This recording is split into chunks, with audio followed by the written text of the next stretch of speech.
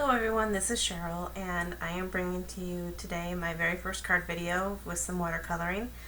Please be kind, this is my first video and I'm still learning. So here we have me setting up. I've got some Canson cold press watercolor paper and a really cute stamp set from Colorado Craft Company. Their stamp is called Happy Forevering and it's a wedding themed stamp and it's super cute. And one thing about Colorado Stamp Company is that their stamps are unique in that they kind of just show from the legs down or the torso down on most of their stamps, so it's really kind of fun. And this one is an adorable happy couple, just looks like they're leaving the church after they got married. So I'm stamping this up and I'm in fast mode because hopefully most of you have seen the stamping process and don't need to go through all that, but I do a couple of different stamping versions. I actually do 4, and 2 of them are embossed and 2 of them are just plain ink. So I like to work with the embossed stamping images with watercolor because it is a little more forgiving and it helps keep you in the lines, so to speak.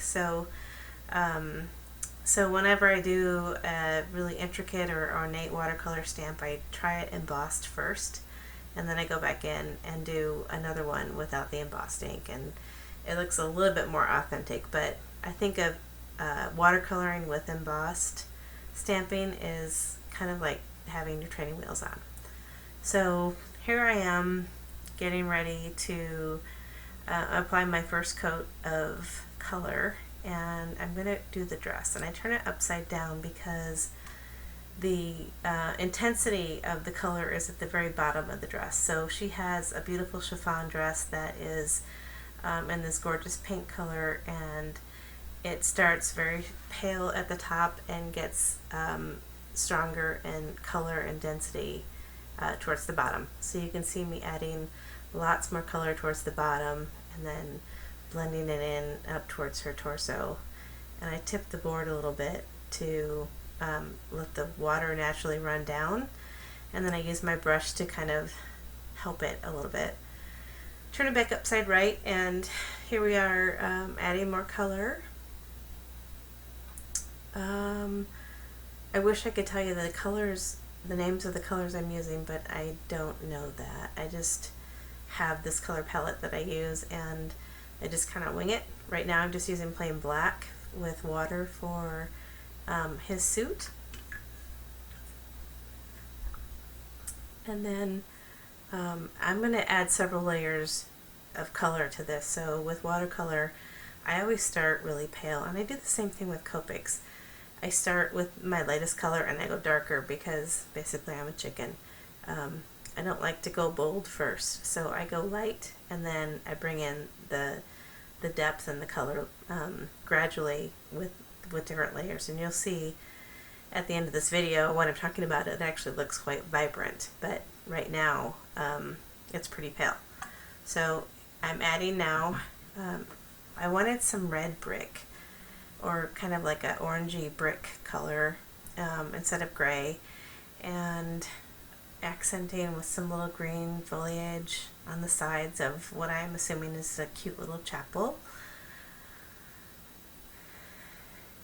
And I go back and I add more layers to this too. So sorry for the headshot. Like I said, I'm still learning and my head gets in the way and I don't realize it.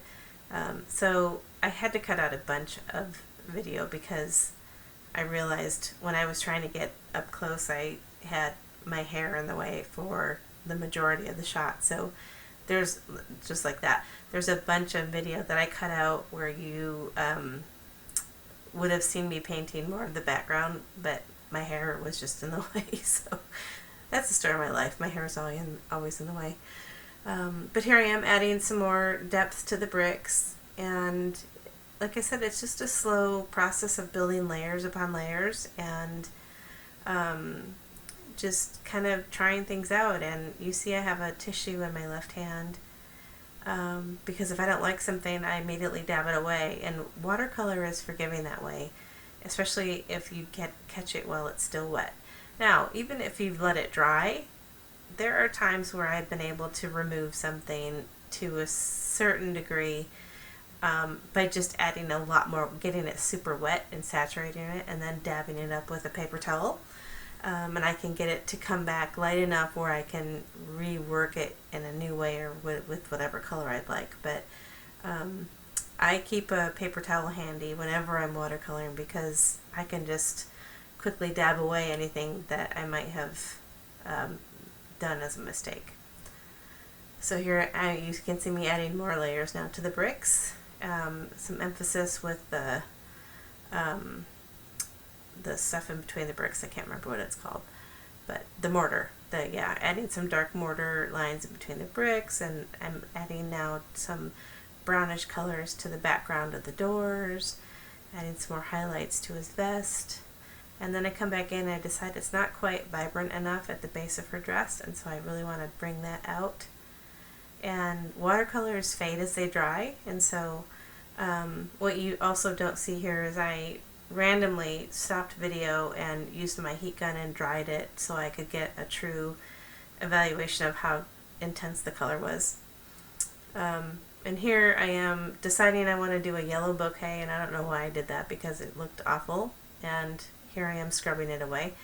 So I decided against the yellow bouquet, and I went with a dark pink. You can see here now it miraculously appeared because I had to cut the video out. I had my head in the way, but I went with the dark pink to match her dress for the flowers.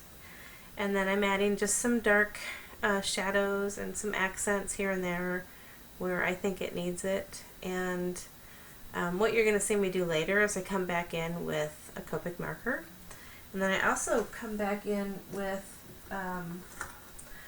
a white Faber-Castell artist pen, which I didn't buy. I acquired it, I think, at one of my older jobs, and it just stuck with me, and I don't use it that often, but it comes in handy when I want to kind of brighten up an area. I shouldn't say brighten, when I want to dull it a little bit, because if you apply the white over, what you'll see me do here shortly is I'll apply white over the brick, and it makes it look a little bit more dull. But here I'm just adding white gel accents for flowers to her dress all over. And it's a little tricky because this is the heat embossed one, so the black outlines of her dress and the flowers are all embossed, and so it does resist the white ink a little bit. But if you're just careful not to smudge it before it dries, it actually turns out okay. And here's that white Faber-Castell marker I was telling you about. So it just kind of mutes things a little bit, and I really like using it on watercolors after the fact. And then here's me bringing the Copics out to adjust the skin tone a little bit, and then I've got my gray, my cool tone gray Copic, where I'm adding some shades here and there that I just wasn't happy with my watercolor attempt. So I love to use different kinds of media with watercolors in terms of finishing up the final product. So decided I wanted the band around his hat to match his vest and her dress, so I made that pink, and I'm bringing in more pink again to her dress, being careful not to smudge the white gel that I just put down there, because that will smear once you get it wet, so you need to be careful to avoid that. So I'm dabbling. Sometimes I don't know when to stop,